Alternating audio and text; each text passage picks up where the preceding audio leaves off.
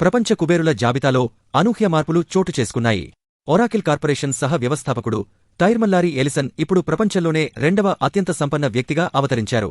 ఈ క్రమంలో ఆయన meta CEO mark Zuckerberg, Amazon వ్యవస్థాపకుడు జెఫ్ బెజోస్లను వెనక్కి నెట్టడం విశేషం. ఒరాకిల్ కంపెనీ ఇటీవల ప్రకటించిన బలమైన ఆర్థిక ఫలితాల నేపథ్యంలో కంపెనీ షేర్ల ధర భారీగా పెరిగింది.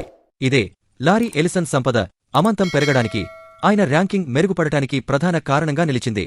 జూన్ 15 నాటి ఫోర్బ్స్ రియల్ టైమ్ బిలియనీర్ల జాబితా ప్రకారం ఎలిసన్ నికర సంపద $258.8 బిలియన్ చేరింది. Tesla CEO Elon Musk $410.8 billion సంపదతో ప్రపంచంలోనే అత్యంత ధనవంతుడిగా మొదటి స్థానంలో కొనసాగుతున్నారు.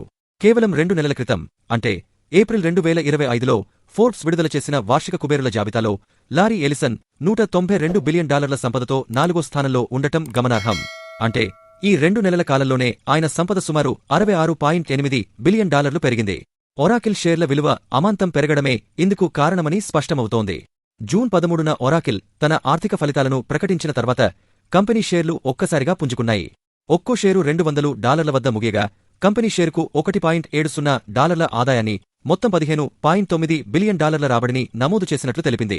అమెరికా అధ్యక్షుడు డొనాల్డ్ ట్రంప్ నేతృత్వంలోని ప్రాజెక్ట్ స్టార్గేట్ కింద కృత్రిమ మేధ అభివృద్ధికి అమెరికా ప్రభుత్వం చేస్తున్న కృషిలో ఒరాకిల్, ఓపెన్ ఏఐ, సాఫ్ట్బ్యాంక్లతో కలిసి కీలక పాత్ర పోషిస్తోంది.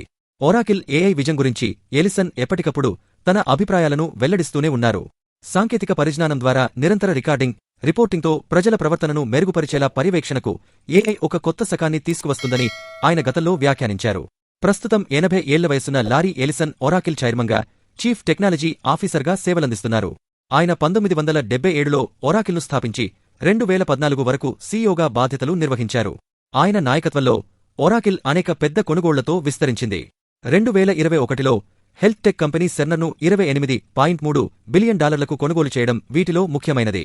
ఎలిసన్ సంపద అనూహ్యంగా పెరగడంతో 43 ఏళ్ల మార్క్ జుకర్బర్గ్ $235.7 బిలియన్ సంపదతో 3వ స్థానానికి పడిపోయారు. ప్రస్తుతం లారెన్ సాంచెజ్తో తన వివాహ వార్తలతో చర్చల్లో ఉన్న 61 ఏళ్ల జెఫ్ బెజోస్ $226.8 బిలియన్ 4వ స్థానంలో నిలిచారు. దిగ్గజ ఇన్వెస్టర్ 94 ఏళ్ల వారెన్ బఫెట్ $152.1 బిలియన్ టాప్ 5 కుబేరుల జాబితాలో చివరి స్థానంలో ఉన్నారు. ప్రస్తుతం ఆయన క్రియాశీలక పెట్టుబడుల నుంచి రిటైర్ అయ్యారు.